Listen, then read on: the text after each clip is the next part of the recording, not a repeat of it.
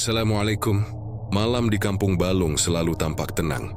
Tapi di balik sunyi itu, tersimpan sesuatu yang tak pernah benar-benar tidur. Di tepi Sungai Keruh, seorang penjual bubur ayam keliling bernama Wanto hidup dari dagangannya yang selalu laris. Bahkan di saat orang lain sepi pembeli, tak ada yang tahu. Setiap mangkuk bubur yang ia jual bukan sekadar makanan, melainkan bagian dari perjanjian kelam dengan seekor belut putih raksasa yang bersemayam di dasar sungai. Konon, belut itu memberi kekayaan dan rezeki tanpa henti, tapi menagih tumbal jiwa manusia setiap bulan. Dan sejak malam perjanjian itu, Kampung Balung tak pernah sama lagi. Lendir putih muncul di jalanan, suara desisan terdengar di sumur, dan satu persatu warga mulai menghilang tanpa jejak. Inilah kisah tentang keserakahan, kutukan dan perjanjian darah pesugihan belut putih, penjual bubur dari kampung yang memanggil maut. Masih terlalu pagi bagi sebagian besar warga Kampung Balung ketika suara kring, kring, kring terdengar pelan dari ujung jalan tanah. Suara itu seperti melantun di antara kabut subuh, menggetarkan udara yang masih dingin. Tak lama, tampak bayangan seorang lelaki mendorong gerobak tua. Asap tipis mengepul dari panci besar di atasnya, menandakan bubur ayam yang siap dijual.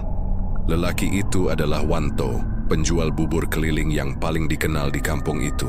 Setiap hari sebelum ayam jantan berkokok, ia sudah berangkat dari rumah kayu kecilnya di tepi sungai. Gerobaknya sederhana, terbuat dari kayu jati tua dengan cat mengelupas, tapi selalu bersih dan rapi. Di samping panci besar, tergantung lonceng kecil dari tembaga yang berbunyi lembut setiap kali roda gerobak berputar. Warga menyukai bubur Wanto. Teksturnya lembut, kuah kaldunya gurih, dan topping ayamnya melimpah.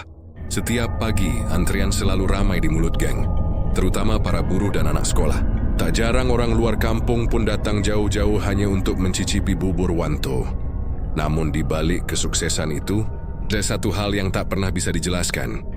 Wanto tidak pernah membeli bahan baku di pasar. Pedagang lain heran, sebab tak ada yang pernah melihatnya di pasar Cirebon atau warung beras. Bahkan ayam hidup pun tak pernah dibawanya. Tapi setiap hari, buburnya selalu penuh, seolah panci itu tak pernah kehabisan isi. Suatu pagi, seorang bocah bernama Darto berlari ke ibunya sambil menenteng mangkuk bubur Wanto. Nafasnya terengah, tapi matanya tampak aneh, seperti baru melihat sesuatu yang menakutkan.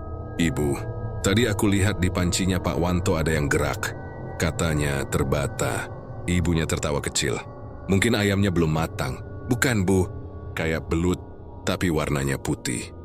Seketika tangan sang ibu berhenti menyendok bubur. Ia menatap anaknya, lalu menoleh ke mangkuk yang masih mengepulkan uap. Tapi saat ia lihat isinya, hanya bubur biasa, putih, lembut, dan harum. Cerita itu cepat menyebar, tapi Wanto tetap berjualan seperti biasa, seolah tak mendengar gosip apapun. Hanya saja sejak pagi itu, beberapa orang mulai memperhatikan sesuatu yang ganjil pada dirinya. Matanya sering merah seperti kurang tidur, dan di sekitar lehernya tampak bekas luka panjang, seperti gigitan ular. Di rumahnya yang berdiri di tepi sungai, Wanto hidup sendirian. Istrinya meninggal 3 tahun lalu, katanya karena demam tinggi. Namun warga tak pernah melihat jenazahnya diusung ke makam. Wanto hanya bilang, sudah dikubur di tempat asalnya di Tegal. Sejak kematian itu ia tak pernah terlihat dekat dengan siapapun. Hanya suara dari dalam dapurnya setiap malam yang menimbulkan tanya. Suara seperti sesuatu yang menyusur di lantai, lembab, basah, dan berat. Kadang tetangga sebelah, Bu Mardiah, mendengar suara ember terguling atau air tumpah. Pernah suatu malam ia mengintip lewat celah pagar bambu. Dari jendela rumah Wanto, ia melihat cahaya lampu minyak berkelap-kelip, dan bayangan tubuh Wanto membungkuk di lantai dapur. Tapi yang membuat darahnya beku adalah bayangan lain di belakangnya. Panjang, melingkar, berkilau pucat, seperti seekor belut raksasa yang mengikuti gerakannya. Keesokan harinya, Bu Mardiah pura-pura membeli bubur sambil memandangi wajah Wanto. "Pak Wanto, semalam saya dengar suara dari dapurmu. Lagi masak apa?" tanyanya basa-basi. Wanto menatapnya dengan senyum tipis. "Ah, itu cuman kucing, Bu. Suka nyelonong ke dapur cari tulang." Namun mata Wanto memancarkan sesuatu yang aneh. tenang tapi tajam, seperti menahan sesuatu agar tak keluar. Sejak hari itu, warga mulai berhati-hati. Tapi tetap saja bubur Wanto makin terkenal. Orang-orang bilang rasanya berbeda dari bubur biasa, seolah ada kaldu yang lebih dalam, aroma yang sulit dijelaskan. Beberapa yang pernah makan mengaku semalaman tak bisa tidur, mimpi melihat sungai besar yang penuh belut putih menggeliat di bawah air. Hingga suatu pagi, kejadian aneh terjadi. Seorang pemuda bernama Bima datang membeli bubur lebih pagi dari biasanya. Ia bilang hendak berangkat kerja ke luar kota, tapi sampai sore Bima tak pernah kembali. Motornya ditemukan terparkir di dekat jembatan sungai, sedangkan helmnya terapung di air. Warga mencari sepanjang tepi sungai, tapi tak ada jejak. Wanto ikut membantu mencari, tapi ekspresinya datar. Hanya sesekali ia memandang air sungai dengan pandangan kosong. Di saat semua orang mulai panik, ia justru berkata pelan, mungkin dia jatuh atau tersesat. Sungai ini kadang suka menelan apapun yang lewat. Malamnya hujan turun deras. Di sela suara petir, terdengar bunyi gerobak Wanto didorong ke arah sungai. Tak ada yang berani keluar rumah, tapi beberapa orang mengintip dari balik jendela. Mereka melihat bayangan Wanto berhenti di tepi air, lalu menunduk lama. Dari kejauhan tampak sesuatu berwarna putih muncul di permukaan air, panjang dan berkilau di bawah cahaya petir. Pagi harinya, air sungai berubah agak keruh. Dari jalan kampung tampak bekas lendir tebal yang mengarah ke rumah Wanto. Di dapurnya, ada bau amis menyengat yang menembus dinding bambu. Tapi ketika warga datang menegurnya, Wanto hanya tersenyum ramah dan berkata, "Bau ikan, Bu. Tadi malam saya cuci ayam di dekat sungai." Hari itu buburnya tetap laris. Tak ada yang berani menolak membeli. Tak karena takut atau karena rasa penasaran, tapi semua orang makan dengan diam. Tak seorang pun tahu. Di balik setiap sendok bubur yang mereka nikmati, terselip doa gelap dari dasar sungai. Doa yang dimulai dengan darah dan akan terus menagih jiwa setiap kali lonceng kecil di gerobak Wanto berbunyi di pagi buta. Sejak hilangnya Bima, suasana kampung Balung berubah. Siang hari masih tampak biasa, tapi malamnya mulai terasa ganjil. Ingis sering berhembus membawa bau amis dari arah sungai. Hewan peliharaan menjerit tanpa sebab, dan beberapa kali warga mendengar bunyi cipratan air, seolah ada sesuatu yang naik ke darat di tengah malam. Namun Wanto seolah tak terpengaruh apapun. Tiap pagi, ia tetap berkeliling dengan gerobaknya, membawa aroma harum kaldu yang menggoda. Buburnya tetap laris, bahkan lebih laris dari sebelumnya. Orang-orang datang silih berganti, termasuk mereka yang penasaran dengan gosip misterius seputar dirinya. Yang aneh, meskipun antrean panjang dan panci buburnya tampak nyaris kosong, Wanto selalu bisa melayani pembeli berikutnya. Tak peduli berapa banyak orang datang, buburnya tak pernah habis. Ada yang diam-diam memperhatikan. Setiap kali sendok terakhir diambil, uap di panci akan menebal, lalu bubur yang tersisa tiba-tiba bertambah lagi, seperti muncul dari dasar wadah. Suatu pagi, Pak Karto, salah satu pelanggan setia, mencoba iseng. Ia membeli sampai 3 porsi dan kembali lagi beberapa menit kemudian, ingin memastikan bubur itu benar-benar tidak habis. Tapi saat tiba di sana, panci Wanto masih penuh seperti semula. "Pak Wanto, kamu masak banyak sekali ya? Hebat, nggak pernah habis-habis," kata Pak Karto sambil tertawa kecil. Wanto tersenyum, matanya memerah karena asap. "Rezeki harus cukup untuk semua, Pak. Yang penting niatnya bersih." Kata bersih itu diucapkan dengan nada datar, tapi entah kenapa membuat bulu kuduk Pak Karto berdiri. Beberapa warga mulai berbisik. Ada yang bilang Wanto memakai susuk pesugihan.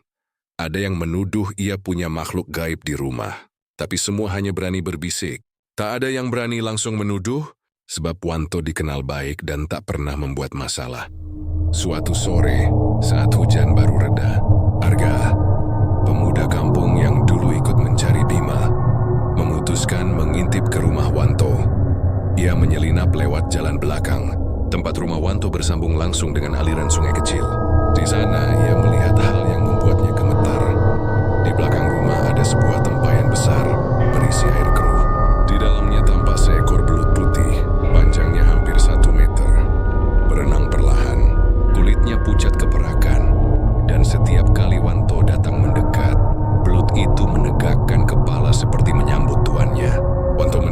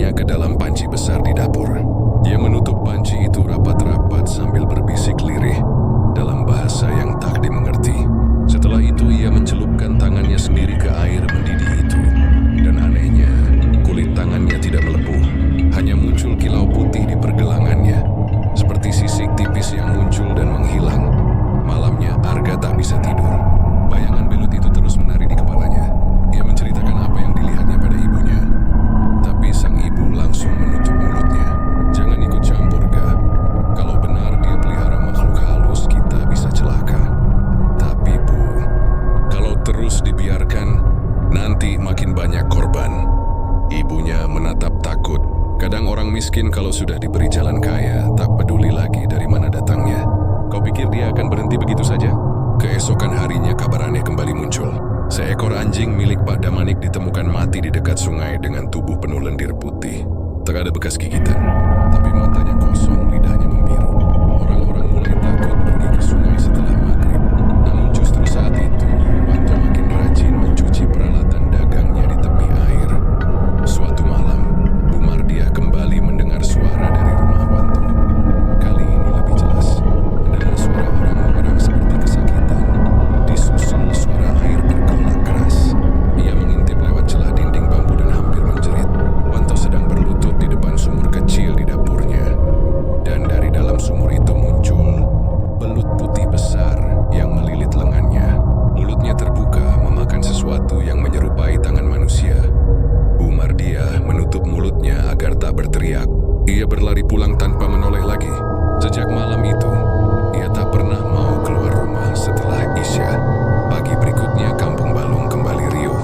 Seorang penjual kelapa muda yang biasa lewat dekat rumah Wanto ditemukan pingsan di tepi jalan dengan bekas gigitan di kakinya.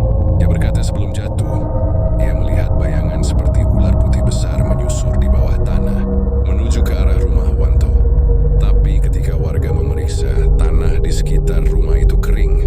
Tak ada jejak apapun, hanya bau amis yang menggantung di udara. Wanto tetap berdagang seperti biasa.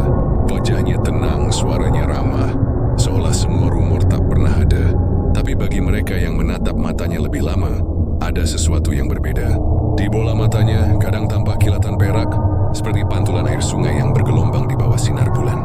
Dan malam itu, saat kampung mulai sepi, terdengar lagi bunyi lonceng gerobak berbunyi pelan dari kejauhan. Padahal Wanto seharusnya tak berjualan malam hari. Suaranya makin lama makin dekat, sampai berhenti di depan rumah Arga. Arga menggenggam selimutnya, jantungnya berdegup cepat. Dwi mendengar suara Wanto di luar jendela. Lirih namun jelas, bubur ayam. Panas nah, gurih, masih hangat. Tak ada langkah kaki, tak ada suara roda. Hanya aroma kaldu dan darah yang samar tercium, menyelinap masuk ke dalam rumah, membuat udara jadi berat dan menyesakkan. Keesokan paginya, warga menemukan lendir putih menempel di pintu-pintu rumah sepanjang gang. Di ujung jalan, jejak roda gerobak Wanto berhenti begitu saja, tepat di tepi sungai. Bubur Wanto tetap laris, tapi mulai hari itu tak ada yang makan dengan lahap lagi. Semua orang makan dengan wajah pucat, dan setiap sendok terasa seperti membawa bisikan samar yang datang dari air. Belut lapar lagi, tumbal belum diganti. Sebelum dikenal sebagai penjual bubur keliling yang laris di Kampung Balung, Wanto dulunya hanyalah lelaki sederhana yang hidup dalam kesulitan. Dia tinggal bersama istrinya Sarti di rumah reot di tepi sawah. Mereka membuka warung kecil, menjual bubur ayam seadanya. Namun nasib tak berpihak. Dagangan tak laku, utang menumpuk, dan anak mereka yang baru berumur 2 tahun meninggal karena demam tanpa sempat dibawa ke dokter. Sejak itu, kehidupan Wanto berubah muram. Setiap malam, Wanto duduk di beranda menatap sawah yang gelap. Sementara Sarti hanya bisa menangis diam-diam. Mereka sering kehabisan beras, bahkan untuk sekadar sarapan. Orang-orang kampung mulai menjauh karena menganggap rumah mereka membawa sial. Dalam keputusasaan itu, Wanto mulai menyalahkan Tuhan dan nasibnya sendiri. Hingga suatu malam, datang seorang lelaki tua yang belum pernah dilihatnya. Rambutnya panjang, janggutnya kusut, dan matanya berkilat seperti kaca basah. Lelaki itu datang saat hujan deras mengetuk pintu rumah Wanto dengan suara serak. "Anakmu tidak mati," katanya begitu pintu dibuka. Dia hanya dijemput lebih dulu oleh penjaga sungai. Wanto terkejut. "Apa maksud Bapak? Kalau kau mau, penjaga sungai bisa membantumu. Rezeki lancar, dagangan ramai, asal kau berani bayar harga." Wanto mengira lelaki itu gila. Tapi di saat yang sama, kata-katanya terasa menggoda. Lelaki itu meninggalkan sepotong tulang kecil yang dibungkus kain putih sambil berpesan, "Jika sudah benar-benar putus asa, datanglah ke Sungai Balung. Buang ini ke airnya, lalu panggil namaku Ki Balodra." Beberapa minggu kemudian, keadaan makin buruk. Sarti jatuh sakit parah, tubuhnya kurus dan pucat. Tak ada uang untuk berobat. Wanto akhirnya nekat membawa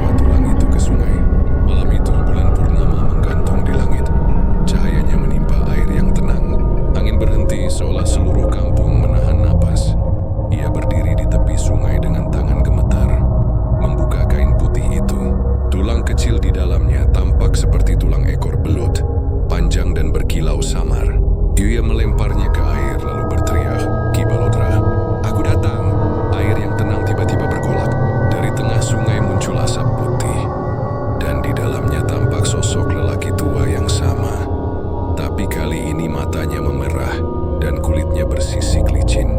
Di belakangnya air berputar membentuk pusaran. Lalu dari dasar sungai muncul seekor belut putih raksasa. Panjangnya lebih dari 2 meter, kepalanya sebesar kelapa. Matanya menyala biru keprakan. Suaranya menggema, berat dan menekan. "Kau memanggilku, manusia yang lapar rezeki?" Wanto berlutut, air mata bercampur lumpur di wajahnya. "Aku tak punya apa-apa lagi. Aku cuma ingin hidup. Aku cuma ingin daganganku laku." Belut putih itu mendekat perlahan. Lidahnya menjulur menjilat udara. "Kau akan mendapat apa yang kau mau. Tapi ada syarat. Setiap purnama beri aku sesajen daging manusia. Tak perlu banyak, sepotong saja cukup. Maka buburmu takkan pernah habis dan uang akan mengalir seperti air sungai ini." Wanto mundur ketakutan. "Daging manusia?" Belut itu tersenyum. Ya, makhluk itu benar-benar tersenyum dengan mulut lebar dan gigi runcing. "Atau ku beri kau pilihan lain. Orang yang paling kau sayangi bisa jadi persembahan pertama." Hening, hanya suara air berdegup pelan. Wanto menatap air yang bergolak di kakinya.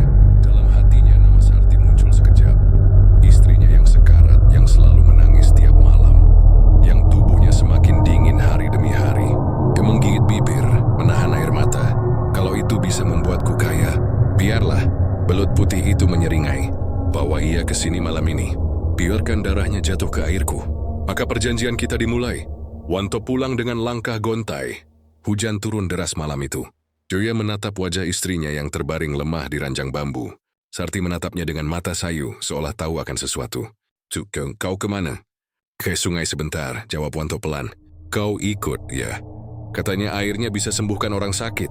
Sarti tersenyum lemah. Ia terlalu percaya pada suaminya. Bahkan saat dibawa di tengah malam dalam hujan, di tepi sungai, Wanto menuntun Sarti perlahan. Airnya dingin gelap dan berputar aneh.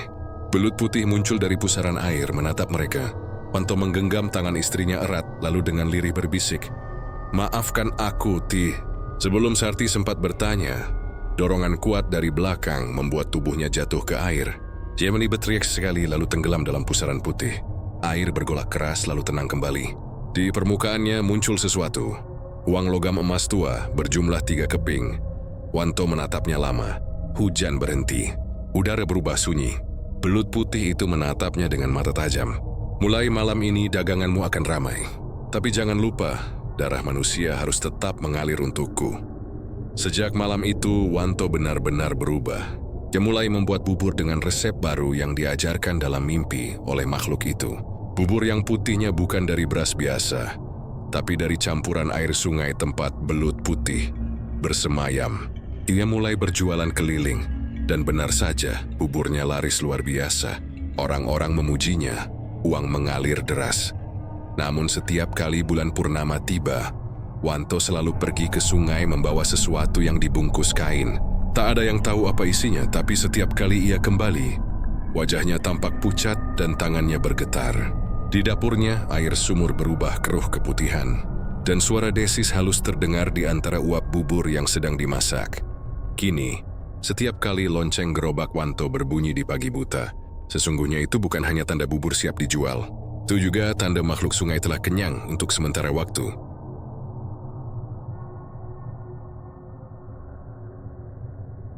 Sejak malam pengorbanan itu, kehidupan Wanto berubah drastis. Bubur ayamnya laris manis, bahkan sebelum matahari terbit, antrean sudah memanjang di ujung jalan. Orang-orang kampung Balung memuji rasanya yang gurih, teksturnya lembut, dan aromanya menggoda. Tak ada yang tahu, air yang ia pakai berasal dari sungai tempat belut putih bersemayam. Gerobaknya kini tampak baru, catnya mengilap, dan mangkuk-mangkuk porselennya tak lagi retak. Namun di balik keberkahan itu, Wanto hidup dalam bayang-bayang rasa bersalah. Setiap kali ia menatap wajah pembeli yang tersenyum puas, hatinya teriris. Ilati, bubur itu mengandung kutukan. Setiap suapan seolah menyimpan titipan darah dari masa lalu. Namun keinginan untuk hidup nyaman menenggelamkan semua rasa takutnya. Ite molete debes. Ia bahkan menaruh dupa kecil di dekat wajan buburnya setiap kali berdagang, sebagai bentuk penghormatan untuk sang belut putih. Suatu malam, saat bulan kembali bulat sempurna, Suara dari sungai kembali memanggilnya. Desis lembut seperti suara uap air panas terdengar hingga ke kamarnya. "Wanto, sudah tiba saatnya membayar janji." Wanto terbangun dengan tubuh dingin. Ia tahu makhluk itu menagih. Dengan langkah pelan ia menuju dapur, membuka panci besar, lalu menuang air putih ke dalam kendi. Dari luar rumah, suara gemericik air terdengar, seolah sungai itu mendekat ke halaman. Ia membawa kendi itu menuju tepi sungai Balung, tempat pertama kali ia menyerahkan istrinya. Air sungai berkilau pucat di bawah cahaya bulan. Di tengah arus muncul bayangan putih panjang. Belut raksasa itu datang lagi. Matanya berkilat dan suaranya bergetar di udara. "Kau sudah menikmati hasilnya. Kini waktunya memenuhi perjanjian."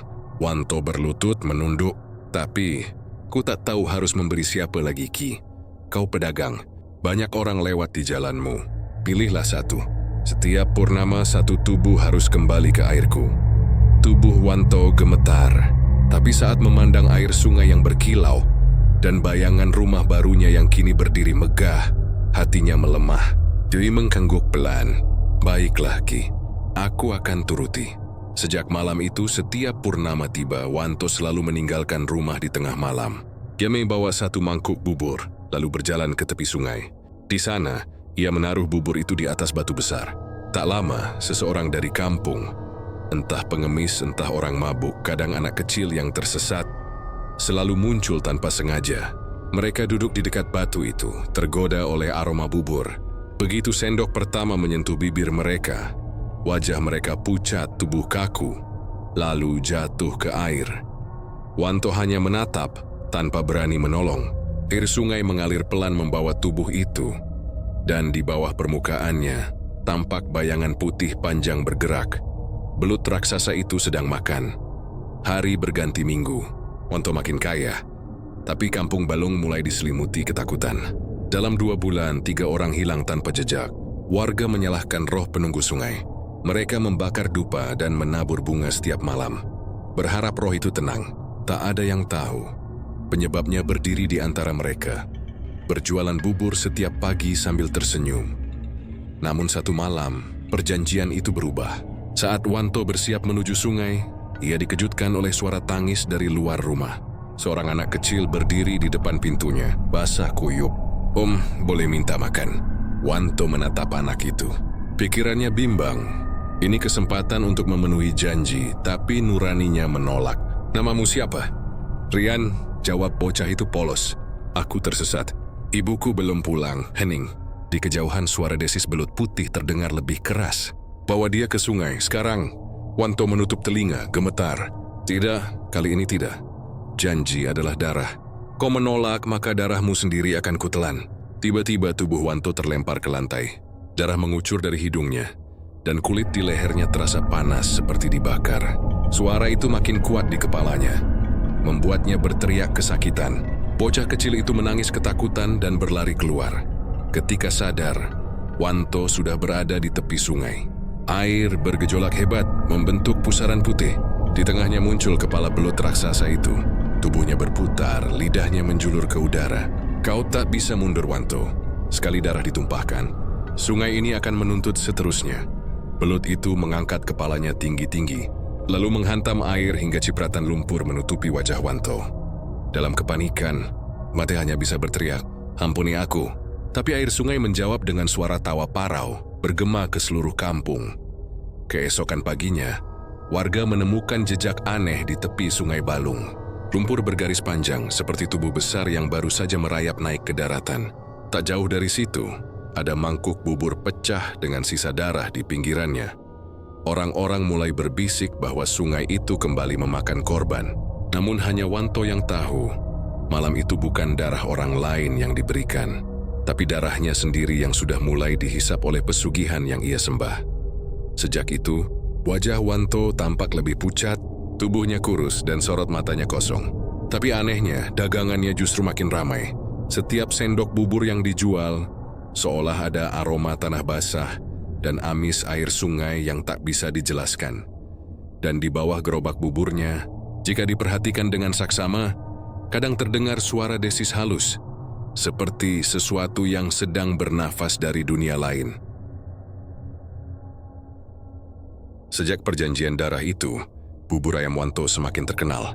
Aroma kaldunya yang gurih selalu menyelimuti Kampung Balung sejak subuh, menarik penduduk dari rumah mereka yang berderet-deret. Gerobak tua itu, meski berderit di beberapa bagian, tetap memikat siapapun yang mencium bau rebusan ayam dan rempahnya. Namun di balik kesuksesan itu, keanehan mulai terlihat. Warga yang membeli bubur Wanto terkadang mendengar suara berdesis dari panci sebelum bubur dihidangkan. Suara itu lembut, nyaris seperti bisikan. Makan, makan, segalanya akan kembali. Beberapa orang menoleh ke arah Wanto, tapi ia hanya tersenyum datar. Wajahnya tampak biasa saja, mata merahnya tersembunyi di balik bayangan asap. Yang paling parah, suara itu terdengar paling jelas saat mangkuk sudah berada di tangan mereka. Suatu pagi, Bu Mardiah yang sejak lama curiga pada Wanto membeli bubur dengan hati-hati. Saat sendok pertama menyentuh bubur panas, suara itu muncul lagi. Kali ini lebih jelas, lebih menakutkan. Sedikit lagi, cukupkan aku. Ia menoleh, tak ada siapapun di sekitarnya. Tapi matanya menangkap kilatan putih samar di permukaan bubur. Dia membekap mulutnya menahan teriakan. Selama beberapa menit, suara itu terus bergema, seakan datang dari dasar panci. Dari air rebusan yang tampak biasa saja. Bocah-bocah yang ikut antre di depan gerobak juga mengeluh. "Kok aku dengar suara aneh di bubur, Bu?" kata Darto, si anak yang dulu melihat ekor belut putih. Beberapa teman sebayanya mulai menangis takut. Orang dewasa mencoba menenangkannya, tapi sendiri mereka pun merasakan keganjilan. Suara itu menyusup ke kepala, berbisik dan membuat tubuh terasa dingin. Wanto tetap tenang. Setiap kali suara itu muncul, ia menatap panci dan berbisik lirih sesuatu yang tak terdengar oleh orang lain. Suaranya lembut tapi tegas, seolah berbicara dengan sesuatu yang berada di dalam rebusan itu. Setiap kali ia menyiramkan kuah panas ke mangkuk, suara itu sejenak hilang, tapi akan kembali saat sendok menyentuh bubur. Suatu hari, seorang pemuda bernama Arga nekat mengikuti Wanto setelah membeli bubur. Dia berjalan diam-diam di belakang gerobak, menunggu sampai Wanto menutup dagangan. Saat Wanto tiba di tepi sungai, Arga mengintip dari balik semak. Ia melihat Wanto membuka panci kosong di atas batu besar, lalu menuang sesuatu ke dalamnya. Potongan daging yang tampak mentah, putih pucat, dan berlumur lendir. Arga menelan ludah. Dia menatap lebih dekat dan nyaris pingsan saat mendengar suara desisan panjang dan melengking, seperti belut raksasa sedang bersenang-senang di dalam wajan. "Cukup, lebih banyak lagi." Wanto tak bergerak, hanya menatap air dan berbisik sesuatu. Tubuhnya bergetar sedikit, tapi tak ada rasa takut di wajahnya. Hanya kepatuhan total. Keesokan paginya, ketika bubur kembali dijual, aroma amis samar menyelimuti gerobak. Beberapa pembeli tampak pucat, menelan sendok demi sendok dengan wajah tegang. Seorang anak perempuan menjerit tiba-tiba. Buburnya bernafas. Orning-ring menatap mangkuknya, tapi tampak biasa saja. Hanya Wanto yang menunduk, menyendok bubur dengan gerakan lambat dan tenang. Kiwi menatap panci sejenak, lalu melanjutkan mengaduk. Suara itu, yang terdengar seperti napas berat dan desisan panjang, tidak pernah terdengar oleh dirinya sendiri, hanya oleh orang lain. Hari-hari berlalu, dan setiap purnama suara itu makin sering terdengar. Warga sekampung mulai menghindari bubur Wanto di malam hari. Setiap sendok yang mereka makan bukan hanya mengenyangkan perut, tapi juga memberikan kekuatan untuk makhluk yang menghuni sungai. Tak ada yang berani menegur atau menantang Wanto. Jika ada yang mencoba, mereka mengaku merasa lemah dan pusing, seolah ada tangan tak terlihat menekan dada mereka. Bahkan beberapa tetangga yang mencoba menebak apa rahasia bubur itu, melihat bayangan kilatan putih samar di permukaan air, lalu terhuyung dan hampir jatuh pingsan. Pada suatu pagi yang cerah, seorang pedagang kelapa muda yang biasanya melewati gang kampung ingin membeli bubur. Joy berhenti di depan gerobak Wanto dan memesan. Saat sendok pertama masuk ke mulut, ia mendengar suara jelas dari panci. Satu lagi untukku." Tubuhnya gemetar hebat. Dia menelan paksa, menatap Wanto yang tersenyum datar. Aroma amis kini terasa lebih kuat, menembus hidung dan tenggorokan. Pedagang itu menatap ke arah sungai, dan sejenak melihat kilatan putih panjang melintas di permukaan air. Dia menelan ludah. lalu pergi terburu-buru, menatap ke belakang sekali-sekali. Sejak saat itu, warga mulai menyadari satu hal.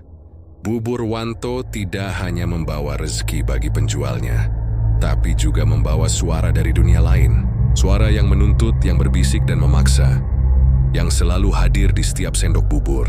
Dan siapapun yang terlalu lama mendengar suara itu, akan mulai bermimpi tentang sungai, belut putih, dan tubuh yang tenggelam di arus air yang berputar. Arga mulai menyusun rencana.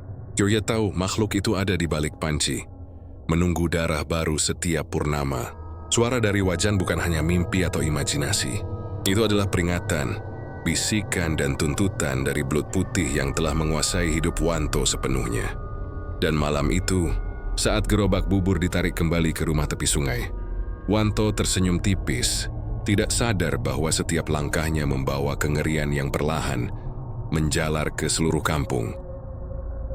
Sejak bubur ayam Wanto menjadi populer, Kampung Balung mulai berubah perlahan. Siang hari tetap tampak normal, tapi malam hari mulai diselimuti kengerian yang tak bisa dijelaskan. Jalanan yang biasanya sepi kini tampak basah, licin dan berkilau samar di bawah cahaya bulan. Warga yang melewati gang sempit sering tergelincir, bukan karena hujan, melainkan karena lapisan lendir putih yang menempel di tanah. Awalnya penduduk mengira itu hanyalah lumut atau sisa hujan. Namun lama-lama mereka menyadari bahwa lendir itu selalu muncul di rute yang dilalui Wanto saat berjualan bubur. Tak hanya di depan rumahnya, tetapi juga sepanjang gang. Hingga ke persimpangan utama kampung, aroma amis samar menyertai lendir itu. Menembus hidung, membuat perut terasa mual bagi yang melewatinya. Beberapa warga mulai berbicara pelan. "Apakah ini ada hubungannya dengan buburnya Pak Wanto?" tanya Pak Damanik pada tetangganya.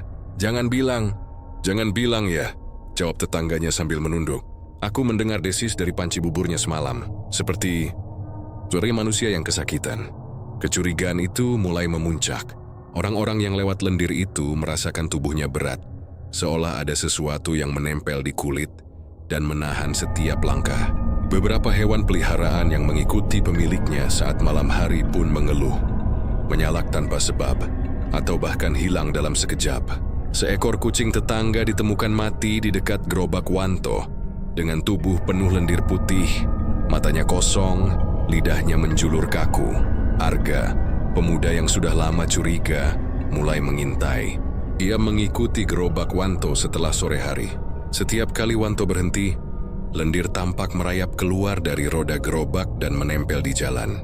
Saat Arga mencoba menyentuhnya, ia merasa dingin menusuk tulang, dan kulitnya terasa lengket seakan lapisan lendir itu hidup. Ia segera menarik tangan, tapi jejaknya tetap melekat di tanah seperti bekas cap kaki manusia. Suatu malam, Wanto menutup dagangannya lebih awal. Arga berani mendekat ke gerobak yang kosong. Ia menatap panci besar di atasnya. Dari dalam panci samar-samar terdengar suara desisan panjang dan lembut, disertai aroma amis. Arga menelan ludah, takut tapi penasaran. Ia mencondongkan telinga dan suara itu berbisik. "Datang, beri aku sesajen." Arga mundur dengan napas terengah. Saat ia semoleh, lendir putih yang menempel di jalan tiba-tiba bergerak sendiri. Panjangnya seperti ular, berkilau pucat melingkar dan perlahan merayap ke arah rumah Wanto. Hati Arga berdebar, tubuhnya gemetar. Ia tahu makhluk itu tak hanya berada di sungai, kini merayap di kampung mengawasi setiap langkah Wanto. Keesokan harinya, warga menemukan lendir itu menyebar lebih luas. Dari gang kecil hingga ke jalan utama, jejak putih berkilau memenuhi permukaan tanah. Aroma amis semakin kuat, membuat orang yang lewat merasa mual dan pusing. Mereka mulai curiga bahwa bubur Wanto bukan sekadar dagangan biasa. Ada kekuatan gaib yang menempel di setiap sendok. Bu Mardia, yang sejak lama mencurigai Wanto, memutuskan untuk mengikuti gerobak ke malam hari. Ia menyelinap di balik pagar bambu, menunggu Wanto menutup dagangannya. Saat ia mengintip, pemandangan mengerikan muncul. Dari bawah gerobak, lendir putih membesar, membentuk pusaran yang menyerupai tubuh manusia yang memutar. Setiap kali Wanto menunduk, desisan samar terdengar. "Bawa, aku lagi." Bu Mardia menahan napas. Ia melihat Wanto mengambil sesuatu dari sakunya, sepotong daging kecil, lalu meletakkannya di atas panci. Lendir itu bergerak lebih cepat, merayap menutupi tanah, menimbulkan suara gemeretak samar. Wanto menunduk, berbicara dengan nada lembut yang hanya terdengar oleh makhluk itu. Tubuhnya bergetar tapi wajahnya tetap tenang. Keesokan paginya, kampung kembali dibicarakan. Seekor anak kambing milik Pak Karto ditemukan mati di tengah jalan. Tubuhnya dipenuhi lendir putih. Beberapa warga mulai takut meninggalkan rumah setelah gelap, sementara yang berani keluar hanya untuk membeli kebutuhan mendesak. Namun mereka tetap membeli bubur Wanto. Sebagian karena aroma dan rasa yang sulit ditolak. Sebagian karena ketakutan, takut menolak akan mendatangkan bencana. Arga, yang melihat semuanya, merasa khawatir. Lendir itu tak hanya mengganggu jalan. Ia seakan menghidupkan ketakutan, merasuki setiap orang yang melewatinya. Setiap langkah di Kampung Balung kini terasa berat, seperti ditarik ke dalam pusaran putih yang memancar dari gerobak bubur. Malam-malam berikutnya, lendir itu makin meluas. Junior Kincian Swint Paise menyapunya dengan sapu, mendapati bahwa sapu itu terasa berat, lengket, dan akhirnya terseret sendiri ke arah rumah Wanto. Bahkan air dari sumur yang dekat dengan gerobak ikut berubah. Berkilau pucat mengeluarkan aroma amis samar. Dan di dalam dapur Wanto, dari dalam panci suara itu tak pernah berhenti. Bisikan lembut tapi mengancam terus terdengar. Cukupkan aku, tumbal, lagi, atau aku datang sendiri? Sejak saat itu warga Balung tahu satu hal. Bubur Wanto tak hanya menyajikan rasa, tetapi juga kengerian yang merayap di jalan kampung, menuntut perhatian dan ketakutan setiap orang. Lendir putih itu menjadi saksi bisu dari perjanjian darah yang membuat Wanto kaya. Namun kampung semakin terjerat dalam bayangan makhluk sungai yang tak pernah puas. Sejak perjanjian darah itu, setiap bulan Wanto menjalankan ritualnya di malam Selasa Kliwon. Malam itu dianggap paling sakral. Ketika kekuatan sungai dan belut putih berada pada puncaknya, tak seorang pun tahu pasti bagaimana ia melakukan ritual ini. Karena hanya Wanto yang melakukannya di tepi sungai Balung, ditemani bayangan putih panjang yang selalu mengikuti gerakannya. Malam itu, kabut tebal menyelimuti Kampung Balung. Angin berhembus pelan, menimbulkan suara desah di antara pepohonan. Untuk keluar dari rumahnya membawa panci bubur yang sudah kosong, ia berjalan perlahan ke tepi sungai, membawa beberapa kain hitam dan sesuatu yang dibungkus rapi di dalam bungkusan kain putih. Aroma amis samar sudah tercium sejak ia menyeberang gang. Sesampainya di tepi sungai, ia menurunkan panci dan membuka bungkusan itu. Di dalamnya terdapat daging mentah berwarna pucat. Potongan yang sepertinya manusia tapi terlalu kecil untuk memastikan. Wanto menunduk, menaruhnya di batu besar yang biasa ia pakai untuk ritual. Ia menyelesaikan dupa, asapnya menari di udara. Dan dari permukaan air muncul kilatan putih. Belut raksasa telah menunggu. Belut itu berenang mengelilingi batu ritual. Tubuhnya melingkar dan berkilau di bawah sinar rembulan. Suaranya terdengar dari jauh. Desisan panjang yang menembus malam. Tumbal, cukupkan aku, jangan tertunda. Wanto menunduk, tangan gemetar tapi wajahnya tetap datar. Ia mulai membaca mantra yang diajarkan oleh Ki Balodra. Bahasa yang tak dipahami manusia biasa. Suara lirihnya berpadu dengan desisan belut. Air sungai berputar membentuk pusaran, seperti menelan cahaya bulan. Setiap mantra yang diucapkan, bubur di panci seolah mendidih sendiri, mengeluarkan aroma kaldu dan darah yang samar. Suara desisan belut makin keras, hampir seperti tawa. Tiba-tiba, lendir putih muncul dari sungai, menyebar ke tanah di sekitar batu, membentuk lingkaran ritual. Wanto menaruh potongan daging itu di tengah lingkaran. Belut itu mengangkat kepalanya, lalu melompat ke batu, menelan daging itu dengan mulut yang terbuka lebar. Saat itu, suara dari panci kembali terdengar. Bisikan samar dari bubur yang belum dimasak, seperti memohon sesuatu. Beri aku, beri aku. Satu lagi. Wanto menunduk lebih dalam. Ia tahu suara itu bukan dari manusia, melainkan dari belut putih yang bersemayam di panci. Bagian dari perjanjian yang ia ikuti. Derisi menepuk panci perlahan, memaksa suara itu tenang, lalu mengaduk air dengan gerakan ritual, membuat pusaran di tengah lingkaran semakin besar. Tiba-tiba, bayangan putih yang panjang muncul dari pusaran air, melingkar ke atas, menimbulkan kilatan cahaya yang menembus kabut malam. Suara desis berubah menjadi bisikan hampir manusia. Kau tak bisa menolak. Aku lapar, aku haus. Beri aku lagi. Wanto menunduk lebih dalam menelan air liur. Tangan kanannya menggenggam panci bubur kosong, sementara tangan kirinya menaburkan sedikit air dari sungai ke dalam lingkaran. Setiap percikan air itu membuat lingkaran lendir bergerak sendiri seperti hidup, membentuk pola yang bergerak mengikuti mantra yang diucapkan. Dari kejauhan, seorang bocah bernama Darto mengintip dari balik semak. Ia menahan napas takut tapi penasaran. Ia melihat Wanto menunduk, berbicara dengan makhluk yang tak terlihat oleh mata manusia. Kilatan putih panjang muncul dari air, melingkari tubuh Wanto. Desisan berubah menjadi suara menyeramkan. Cukupkan aku. Hatuaku ambil lebih banyak. Tiba-tiba pusaran air membesar, menelan batu ritual sebentar, lalu memuntahkannya kembali. Belut putih itu melompat. Tubuhnya menutupi permukaan air, dan lendir putih meluas ke tepi sungai. Wanto berdiri menunduk sambil berbicara lagi. Aku telah menepati janji. Jangan ambil lebih banyak dari yang kita sepakati. Belut putih itu berhenti sesaat, seperti menatap Wanto, lalu meluncur kembali ke dasar sungai. Lendir perlahan menghilang ke dalam air. Lingkaran ritual mengempis, pusaran air mengecil, dan udara kembali tenang. Hanya aroma amis samar yang tersisa, dan suara desisan yang masih terdengar samar dari panci bubur yang kosong. Darto menelan ludah, gemetar. Ada sesuatu yang memengeri hal terjadi malam itu.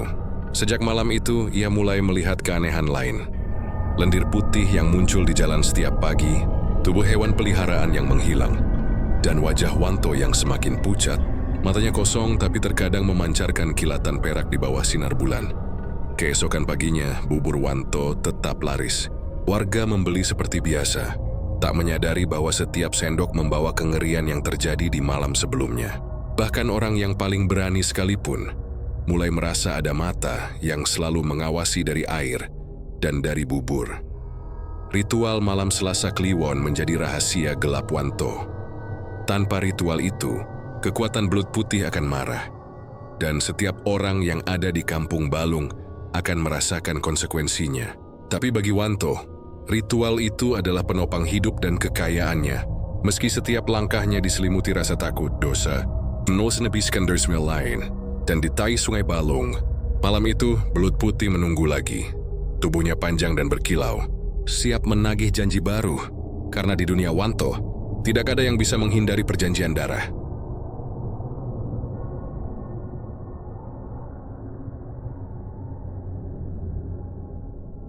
Sejak bubur Wanto semakin laris, Kampung Balung mulai merasakan kengerian yang nyata. Malam-malam sunyi dipenuhi desisan samar yang seakan menembus dinding rumah. Jalanan yang biasanya sepi kini selalu ditutupi lendir putih, licin dan berkilau, menyulitkan siapapun untuk berjalan tanpa terhuyung.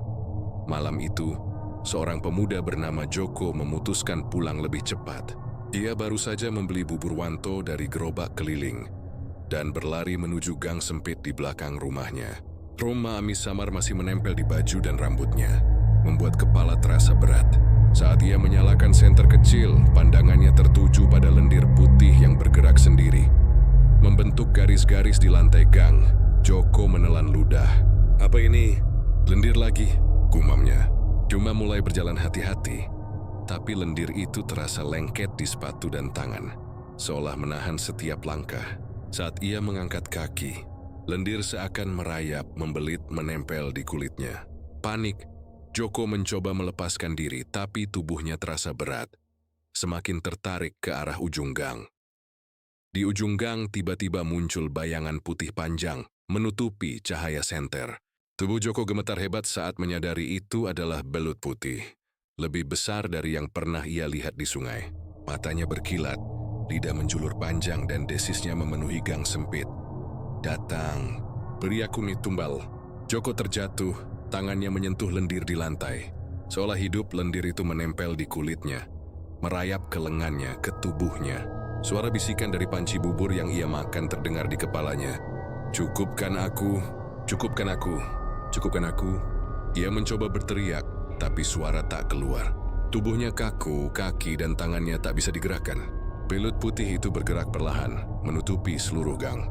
Lidahnya menyapu tanah, menyentuh tubuh Joko, lalu menjeratnya dalam lilitan lembut tapi tak terlepaskan. Lendir itu menyatu dengan kulit Joko, membuatnya tersedot ke dalam pusaran putih yang terbentuk di lantai. Di rumah-rumah sekitar, beberapa warga mendengar teriakan panjang tapi tak jelas. Mereka menutup pintu dan jendela, merasa takut keluar. Hanya beberapa yang menatap dari celah bambu dan melihat bayangan tubuh memutih terseret perlahan ke ujung gang, lenyap begitu saja seakan ditelan tanah. Keesokan paginya, warga menemukan gang sempit tetap basah, licin dengan lendir putih mengering di tanah. Tak ada jejak tubuh Joko. Hanya aroma amis samar dan beberapa tetes darah kering yang menempel di dinding rumah. Orang-orang mulai panik. Ini sudah terlalu jauh. Teriak Pak Karto, siapa yang bisa menolong kita? Jangan terlalu dekat dengan gerobak bubur itu, jawab seorang tetangga. Setiap sendok yang mereka makan, tumbal akan datang entah kapan. Beberapa anak yang ikut antre di gerobak Wanto mulai menangis. Mereka mengaku mendengar suara dari panci saat makan bubur. Seperti desisan panjang yang menjerit dan memohon. Wajah mereka pucat, tubuh gemetar, dan beberapa bahkan muntah karena aroma amis yang samar masih melekat di mulut. Arga, yang sudah lama curiga, menyadari bahwa ini adalah efek langsung dari pesugihan Wanto. Setiap bulan, setiap purnama belut putih menagih janji. Lendir di jalan, desisan dari panci, aroma amis yang menempel. Semuanya adalah tanda bahwa makhluk itu lapar dan janji darah belum terpenuhi sepenuhnya. Ia mulai merencanakan sesuatu. Ia tahu jika tidak segera dilakukan, korban berikutnya bisa siapa saja. Mungkin anak-anak, orang tua, atau tetangga yang sedang pulang larut. Tetapi ia juga tahu, menghalangi Wanto berarti berhadapan langsung dengan kekuatan belut putih. Makhluk gaib yang telah menuntut pengorbanan manusia sejak awal pesugihan itu dimulai. Sore itu, kampung Balung hening. Hanya suara gemericik air sungai terdengar dari jauh. Wanto muncul dari jalan utama, membawa gerobak bubur seperti biasa. Wajahnya pucat tapi tersenyum tipis.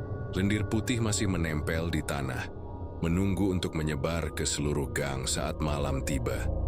Dan di tepi sungai, belut putih menunggu, tubuhnya panjang dan berkilau. Matanya tajam menatap arah kampung. Malam itu Wanto tahu, pesugihan tidak pernah puas dan korban berikutnya sudah menunggu.